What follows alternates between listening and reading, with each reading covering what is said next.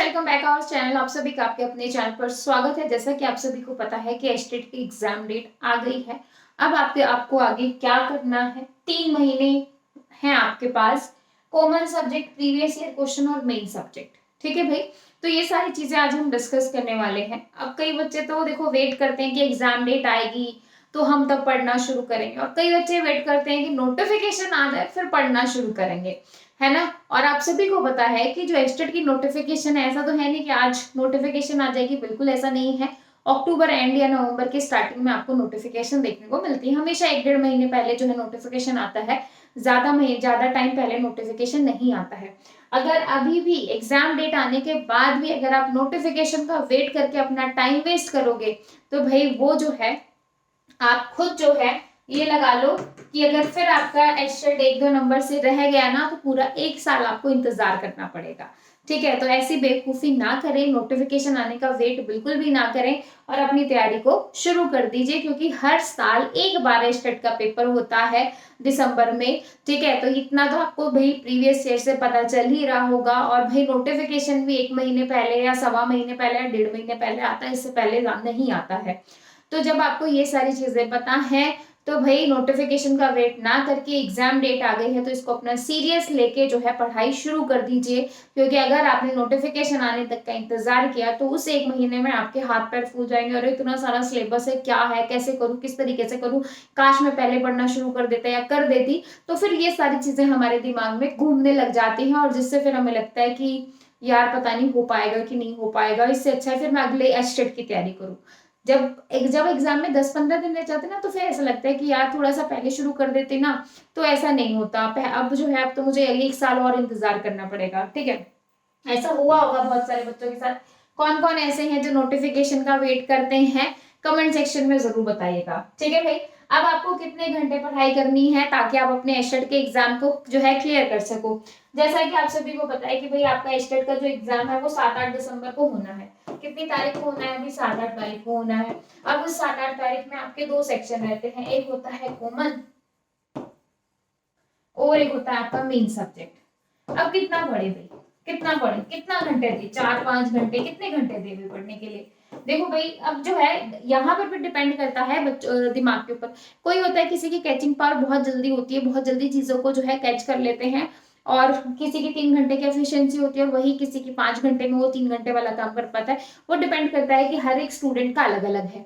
आपको कितना टाइम लगता है चीजों को याद करने में, लर्न करने में, समझने में, वो आपके ऊपर डिपेंड करता है। ठीक है, अगर आप कंटिन्यूस पढ़ाई कर रहे हो तो आप चीजों को जल्दी समझ लोगे। अगर आपको थोड़ा सा गैप हो गया है कि भाई आपकी पढ़ाई में और इन चीजों में थोड़ा गैप हो गया, तो थोड़ा सा आपको थोड़ा टाइम लग सकता है उस केस में। तो भाई अगर ऐसा कुछ है तो अभी से ही शुरू कर दीजिए। तो एटलीस्ट मिनिमम कोशिश करो कि 4 से 5 घंटे तो दो। अब उस 4 से 5 घंटे में कोई 2 घंटे कॉमन को दे दो और 2 घंटे अपने सब्जेक्ट को दे दो। ठीक है, अगर 5 घंटे दे रहे हो तो 3 घंटे कॉमन को दे दो। अब आप कई बच्चे सोचेंगे अरे मैडम, हाँ पता है क्या होता है, कईयों की ना मतलब मेंटेलिटी होती है, जो बाकी बच्चे होते हैं जिनका एग्जाम क्लियर नहीं होता है, फिर हो जाता है, कई बच्चे ऐसे बोलते हैं यार कुछ भी तैयारी कर लो, पेपर तो आउट ऑफ सिलेबस ही आता है, कुछ भी पढ़ लीजिए, कुछ भी कर लो, पेपर तो आउट ऑफ सिलेबस ही आता है, पढ़ने का कोई फायदा नहीं है। आपने बहुत सारे बच्चों के मुंह से सुना होगा पढ़ने का कोई फायदा नहीं है, पेपर तो आउट ऑफ सिलेबस मिलता है। ठीक है, तो भाई ये बेवकूफी ना करें, क्योंकि आपको यहाँ पे कोई टॉप नहीं करना। ठीक है, मतलब आपको जो है 150 में से 90 नंबर लेने हैं, क्योंकि ये सिर्फ क्वालिफाइंग पेपर है।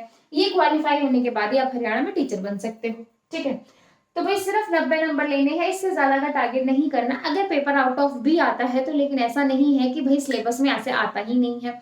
जो आपका सिलेबस है उसको टू द पॉइंट कीजिए, और कोशिश करो कि जो सिलेबस में से चीजें आए वो आप एक भी क्वेश्चन गलत ना कर पाओ, करके आ सको। अगर आपने ये चीज ठान ली ना कि भाई एटलीस्ट ठीक है आउट ऑफ आता रहेगा, लेकिन जो मेरा सिलेबस है उसमें से अगर कुछ भी आ जाए तो उसको मैं जाने नहीं दूंगा, वो मेरा मार्क्स कट नहीं सकता। इतनी कॉन्फिडेंस आपके अंदर होना चाहिए। ठीक है, अगर आपका इतना कॉन्फिडेंस है ना तो आराम से आपका स्टेट क्वालिफाई होता रहेगा।